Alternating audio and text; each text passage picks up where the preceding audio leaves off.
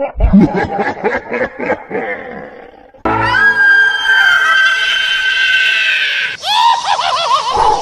उस डरावनी रात को कभी नहीं भूल सकता, जिस रात मैंने अपने सबसे अच्छे दोस्त सुमित को खो दिया था।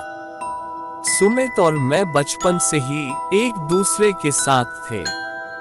सुमित मेरा दोस्त कम और भाई ज्यादा था।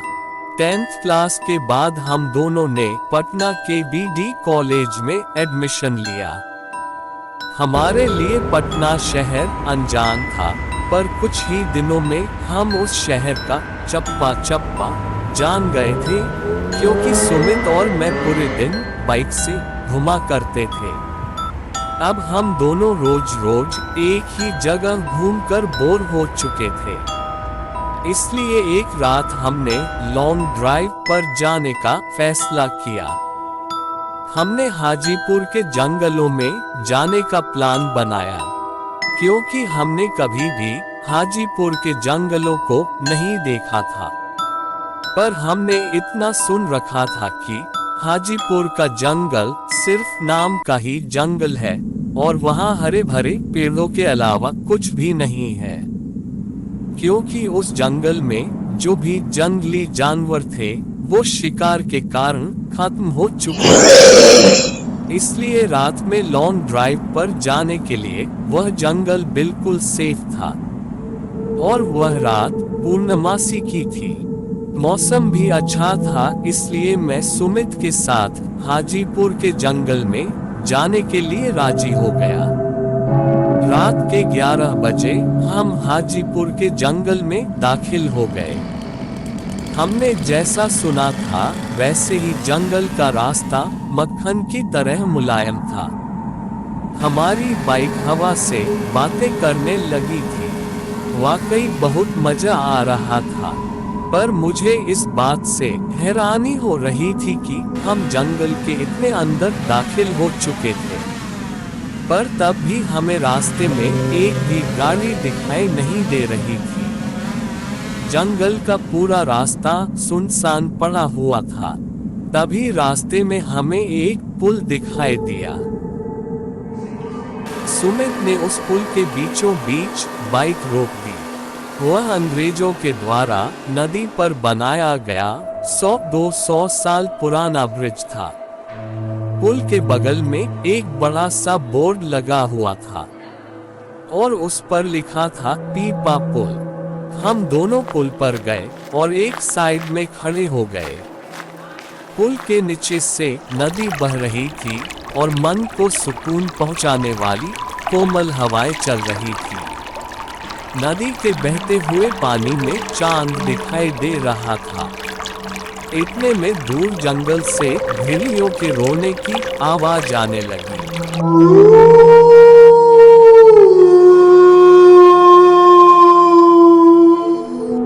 और पुल के ऊपर से बहने वाली हवाएं अचानक रुक गई। नदी का पानी थमसा गया था और चांद भी अब एक काले बादल के पीछे गायब हो गया। तभी हमारे सिर के ऊपर एक चमगादड़ भयंकर आवाज में चीखते हुए मंडराने लगा।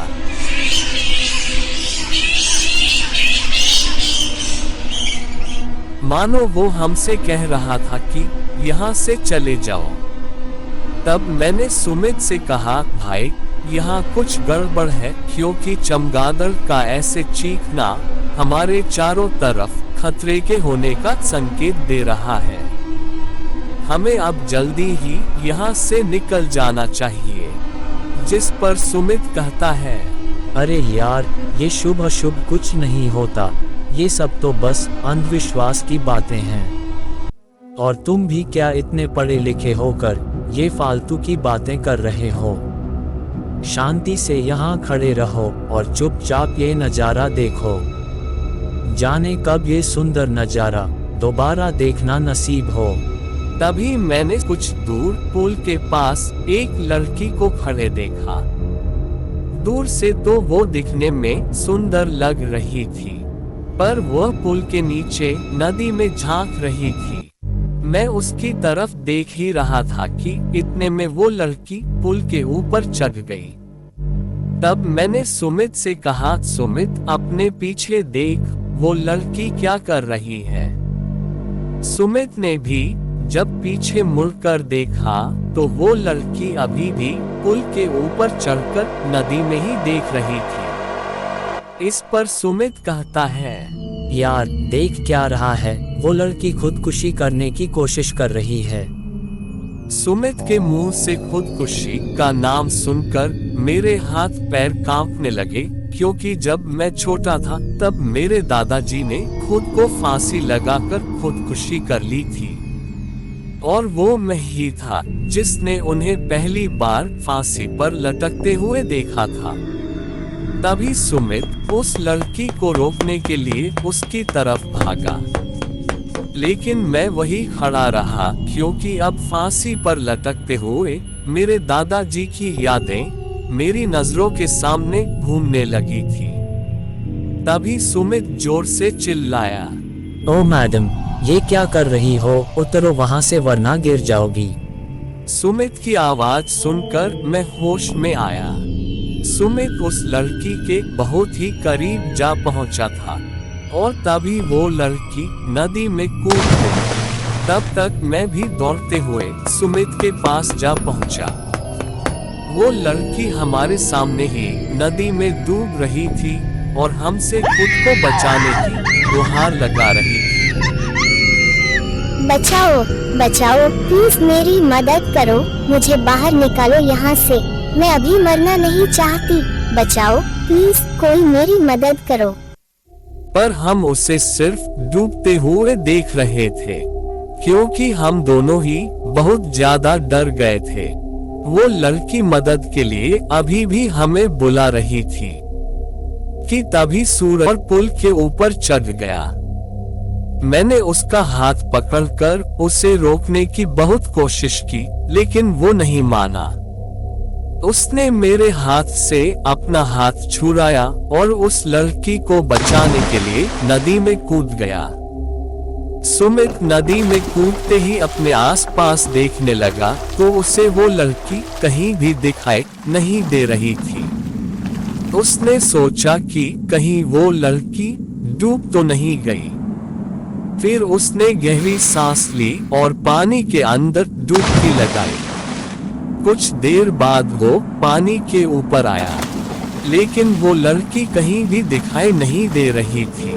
मैंने आंख बंद करके भगवान से प्रार्थना की, लेकिन जब मैंने आंखें खोली तो मेरे बगल में ही पुल की रेलिंग पर वही लड़की बैठी थी जो कुछ देर पहले ही नदी में कूदी थी।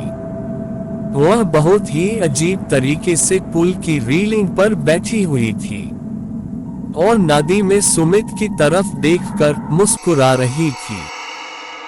मैं अभी ये सब सोच ही रहा था कि तभी मैंने देखा कि ये लड़की अचानक से एक चुड़ैल में बदल गई है, जिसे देख मैं डर के मारे कांपने लगा और जोर से चिल्लाया, सुमित, तू वहाँ क्या कर रहा है? जल्दी से बाहर आ जा, वो लड़की नहीं चुड़ैल है। तू जल्दी से वापस आ जा मेरे दोस्त, जल्दी मेरे पास आ जा, वो कुछ भी कर सकती है, प्लीज मेरे यार वापस आ जा। तभी वो चुड़ैल मेरी तरफ देखने लगी, जिस कारण मैं और भी ज्यादा डर गया और सिर से लेकर पैर तक कांपने लगा। उसका चेहरा काला और आंखें बड़ी थी, माथे पर बड़ा सा कुमकुम और नाक में नत्थी थी। उसके नुकीले दांत उसके मुंह से बाहर निकले हुए थे। तभी चुड़ैल कहती है, ए लड़के, क्या तू भी मेरे पास आना चाहता है? आजा, आना। सुमित पानी की सतह से हमें देख रहा था। उसे भी अब पता चल चुका था कि ये कोई लड़की नहीं बल्कि एक चुड़ैल है। अब मुझे ये समझ आ गया था कि ये चुड़ैल मुझे इसी पुल पर चीर-फाड़ कर मार डालेगी और फिर मेरे कच्चे मांस को चबा चबा कर खा जाएगी, क्योंकि मैं अकेले ही उसकी पकड़ में आ गया था। और ये सब सोचकर डर के मारे मैंने अपने पैंट में ही पेशाब कर दी। इस पर चुड़ैल कहती है, मेरी जान, अरे ओ मेरे बुलबुल, डरो मत, आज मैं तुम्हें कुछ नहीं करूंगी, पर हाँ, तेरे इस दोस्त को जरूर अपने साथ नदी में ले जा रही हूँ। तब तक तू अपनी जान को संभाल के रख। जब मैंने ये सुना तो मेरा दिल डर से दहल उठा। मैंने सुमित से चिल्लाते हुए कहा, सुमित जल्दी पानी से बाहर निकल, वरना ये चुड़ैल तुम्हें पानी में ले जाएगी। सुमित ये सुनकर बुरी तरह से डर गया था। उसके हाथ पैर सुन्न हो गए थे। उसे अब ये एहसास हो गया था कि वो नदी में से बाहर नहीं निकल पाएगा, क्योंकि वह नदी के बीचों बीच था। चुड़ैल मेरी तरफ देखकर मुस्कुराए और फिर नदी में छलांग लगा दी। तभी सुमित आखिरी बार चिल्लाया और चुड़ैल उसे पानी में अपने साथ ले गई।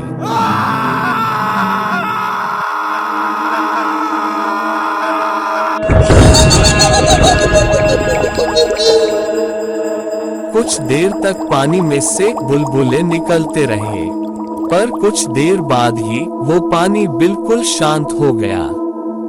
मैं आंखें फाड़ फाड़ कर नदी में देख रहा था और सुमित को पुकारता रहा। तभी नदी का पानी खून से लाल हो गया।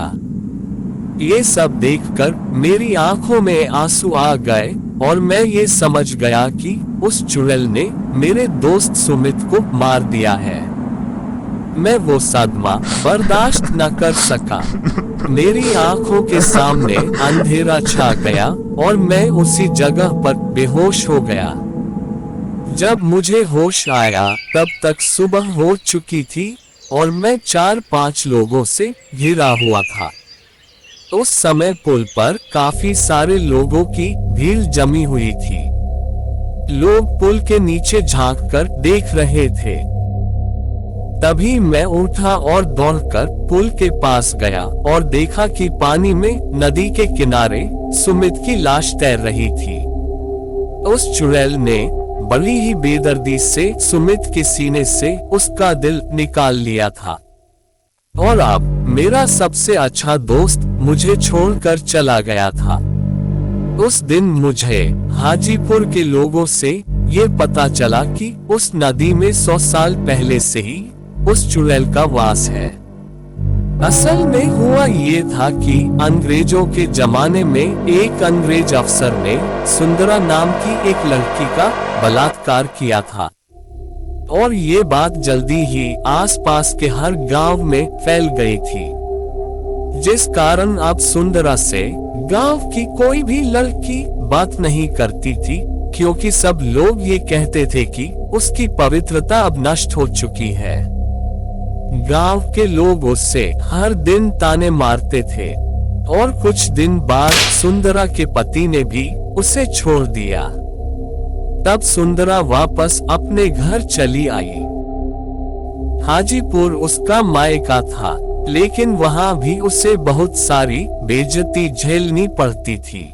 वो हर दिन लोगों के ताने सुन सुन कर तंग आ गई थी। इसलिए एक दिन पूर्णमासी की रात सुंदरा ने पीपा पुल से नदी में कूदकर खुदकुशी कर ली और मरने के बाद वो चुड़ैल बन गई और अब हर पूर्णमासी की रात सुंदरा इस पुल पर आती है और लोगों को इसी तरह कपट से अपना शिकार बनाती है। हाजीपुर के कुछ बुजुर्ग लोग ये भी कहते हैं कि 100 पुरुषों या लड़कों का दिल खाने के बाद वह चुड़ैल फिर से एक सुंदर लड़की बनने वाली थी। इसलिए वो सिर्फ पुरुषों और लड़कों को ही अपना शिकार बनाती थी और उनका दिल कच्चा चबा जाती थी।